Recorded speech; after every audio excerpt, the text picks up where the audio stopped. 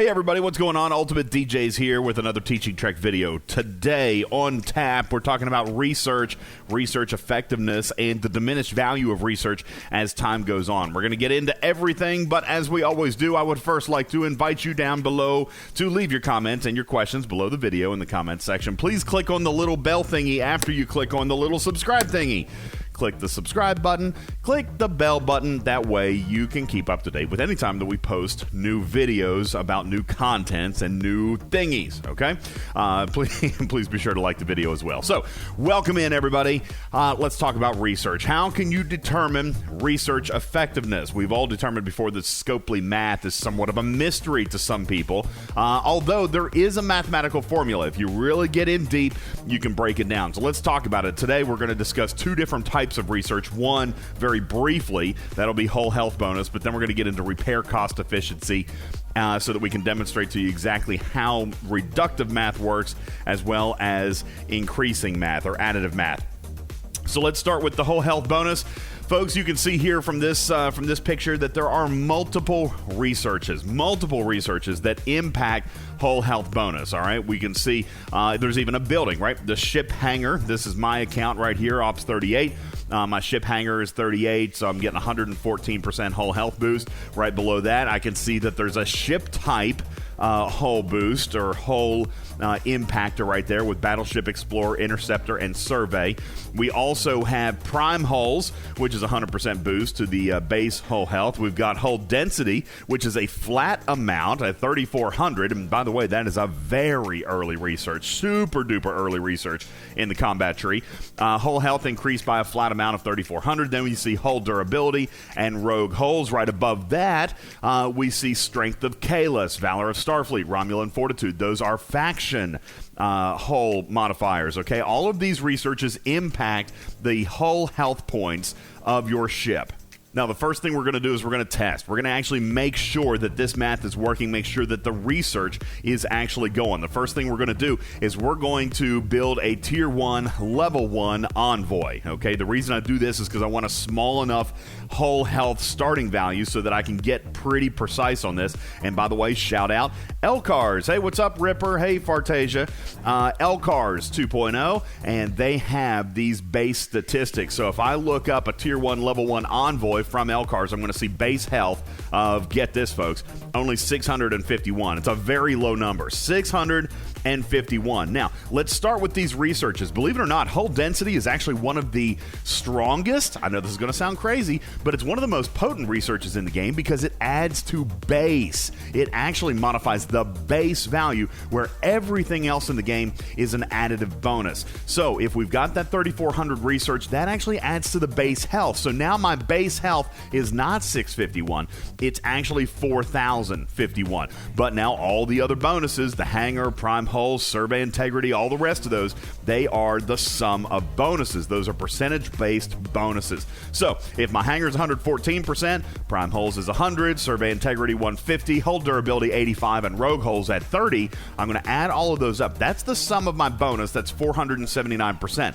or in decimal form, 4.79. Well, guys, here is the Scopely research formula for buffs. It is base times 1 plus the sum of all bonuses. In this case, 4,051 times 1 plus the sum of bonuses, 4.79, and that math equals out to 23,455. When we go to the next image here, we're going to check a couple of other things. One, we're going to make sure that we have absolutely no crew.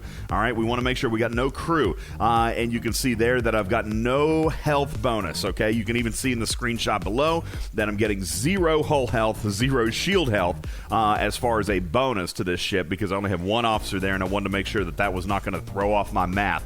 Because in the screenshot to the right here, we can see health at 23,000. Now, of course, that's a rounded figure, but what were we expecting? We were expecting 23,455. So, folks, hull research, all the additive research working, and here's proof positive that it can. But I want to talk to you today in more detail and more depth about the actual ship repair bonus, which is a reductive math. This is an increase in cost efficiency is how Scopely calls it. An increase in cost efficiency, which is basically making something cheaper. So let's take a look. This is Gregor's example. Shout out, Gregor. Welcome. He has a tier 7. I call it a naked Kelvin. That is a tier 7 Kelvin with no component upgrades whatsoever.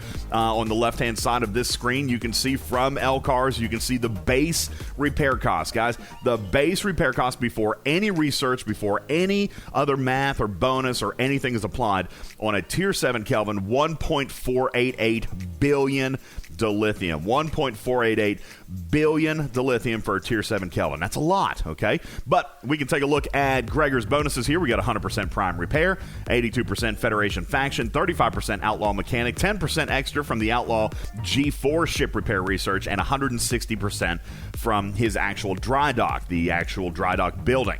All right? Again, sum of all bonuses. So if you take the 100 and the 82 and the 35 and the 10 and the 160, you add them all up, that is the sum of bonuses of 3.82%. But just like with all Scopely math, you're going to add that to the base. So it's 1 plus 3.82. That equals 4.82. All right. Now, this is a reductive math. All right, so we're going to take the base value, that 1.488 billion tritanium, and it's a reductive math, so we're going to divide by the 4.82, and that equals 308.7 million trite. And you can see from the little screen blurb down there at the very bottom, kind of in the middle, you can see that Gregor's ship repair is, in fact, 308.7 million tritanium. That's the cost to repair the ship, and this is how the tritanium is being calculated, okay? Now, if we go to the next screen here, we can see that there's a couple of ship repair bonuses that we are going to focus on today. Let's pretend, for example, we know that Gregor has 10%. That's level 1 of G4 ship repairs out of the outlaw tree. Let's say that he wants to go to level 2. Let's go to level 2. That is a 15% bonus now, going from 10% to 15%. That's an increase of 5%. Now, the common person would think, hey, great, 5%. 5% of 308 million is about 15 million. So that's what we could basically kind of count on, right? That's what we want. We want to see a 5% increase because that's what the research says. We're going to take 10%, we're going to go to 15%, and we want a 5% reduction. Yet, my goodness gracious, the net yield is not, in fact, 5%. Ladies and gentlemen, introducing to you the law of diminishing returns. All right? Take a look at this chart here. Now, this is, I don't want to spend a lot of time trying to break this down, but this is, we're going to step into imagination station here, okay? The more researches you have, the less impactful each individual one becomes. The example I gave on the podcast the other day is if you have a kid and he's in school and he gets a 0 on an assignment, all right, and there's only a total of 5 assignments, that 0's pretty daggone valuable, right? Or invaluable. It's going to affect the grade. If he got 4 100% but then got a 0, the overall average is still only 80%, which is a C. Right? So the 0 has a lot higher effect. But now, throughout the semester, you go on and the teacher adds more and more and more assignments, then that 0 becomes less and less and less impactful. As a matter of fact, if you go all the way up to, say, 20 assignments and he gets a perfect score on all of them, that 0% at the very beginning of the semester now is only impacting you at the rate of 5%. So he can still have a 95% A in the class. Well, research is actually exactly the same. This is the effect of diminishing return. So close your eyes. Don't close your eyes because I want you to watch the video. Let's pretend that we have 8 separate research nodes in the tree. Let's pretend we have 8 separate research nodes that all affect repair cost. And we're going to pretend for a second that the base repair cost is exactly 100 million trite. That's what we're doing here on this chart. Exactly 100 million trite. Now, if we have 0 research, then we're going to pay 100 million trite. But if we do this first research, and let's just pretend it's not multi-level. Let's pretend that it's a simple research. 1-level research that gives you a 50% return, a 50% cost efficiency. Well, here's what we're going to do. Again, it's reductive math, so we're going to do 100 million tritanium divided by 1 plus the sum of all bonuses. 1 plus the sum of all bonuses. The sum of bonuses is there's only one bonus, It's 50%. So that means we're going to take 100 divided by 1.5. That actually equals 66.667 million tritanium. Then let's go one step further, okay? Because we've got 66.667 million trite, which is actually, even for a 50% cost return, is actually only an actual net benefit of 33%. We're saving 33% from the base value, okay? From 100 million down to 67 million, roughly, okay? Now, let's go one step further. 100 million on the second research, or 100 million base. The second research is the same kind of research. It's offering an additional 50% bonus. So now the sum of bonuses is actually 100%, right? We got 50% from research 1, 50% from research 2, and now they are 100%. So the sum of bonuses is 100% plus the base of 1. So that's now 100 million divided by 1 plus 1, or 2. That equals 50 million, okay? And you can see on the second research, that's the 50 million. However, notice this, our cumulative benefit is 50%, even though we have 100% worth of research is completed. But get this, folks, the net benefit between research A, or research number 1, and research number 2 has actually dropped. The first research had a net effect of 33.33%. This one, though, drops to 25%. You see that? The difference between the 66.667 million and 50,000 is a less dramatic drop than it was the very first time, because now we've added a second research. Now, you can see the bell curve. You can see each one of these researches, if they equaled 50%, all the way 3, 4, 5, 6, 7, 8, all the way up to research number 8.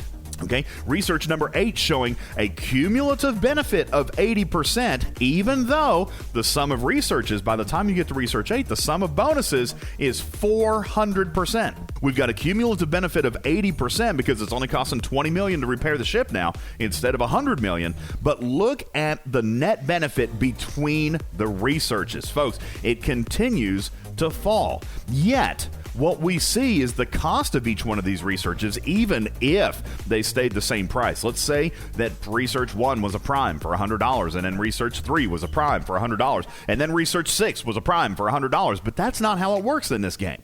The later researches have research dependencies and other researches that have to be done. Plus, later in the game, they might have ops requirements.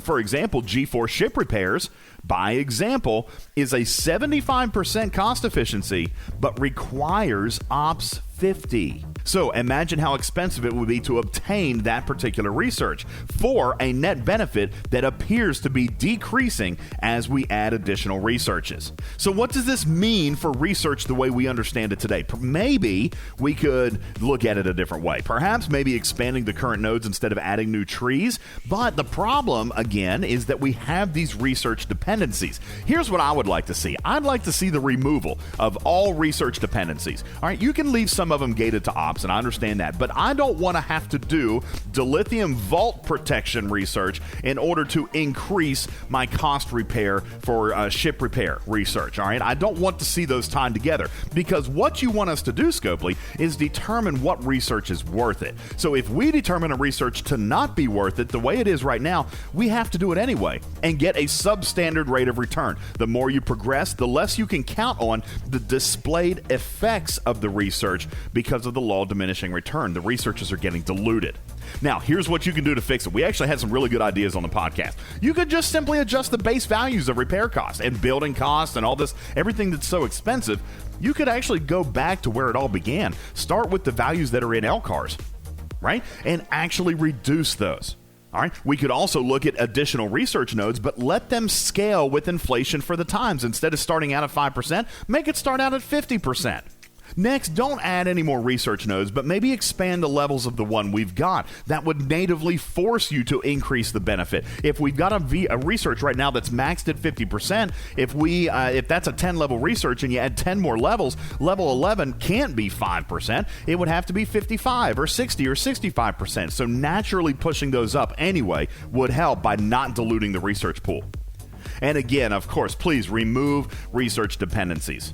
Conversely, you could actually display the net effects in-game. The game is smart. The game is genius. The computer and all the formulas, it's all there. This is all working correctly. So why don't you have the client actually display to us what a research is going to do? You want us to know, you want us to do our research and figure out what's going to be worth it. The game is of resource management, so let us actually see the net effect. Because here's what it would actually show us.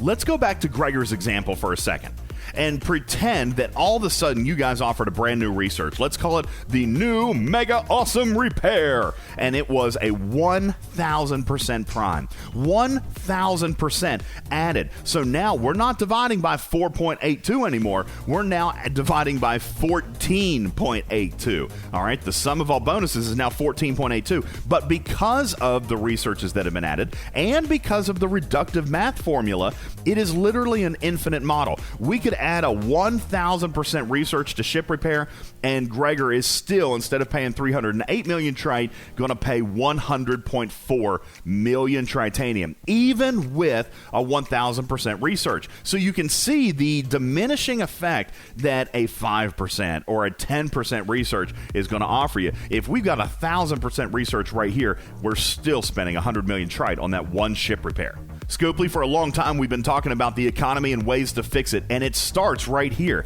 I don't know why we haven't thought of it before, but golly, the base values, that's where all the math begins. Or maybe look at different researches, adding different researches that actually have substantial impacts. You could look at a research like hull density that impacts the base value. How about a research node that just reduces the base cost of some of this stuff by, say, 30 or 50 or 75%, and you solve problems like this in the economy. Just as a point of reference, folks, Gregor can repair his Kelvin, as we just talked about, the 350 million Kelvin, and it actually cost him real money, cost him about $10 per repair based on the contents of his ship pack. If I look at it and compare that to the cost of my Enterprise, my G3 Epic Tier 6 Enterprise, which only cost about 8 cents.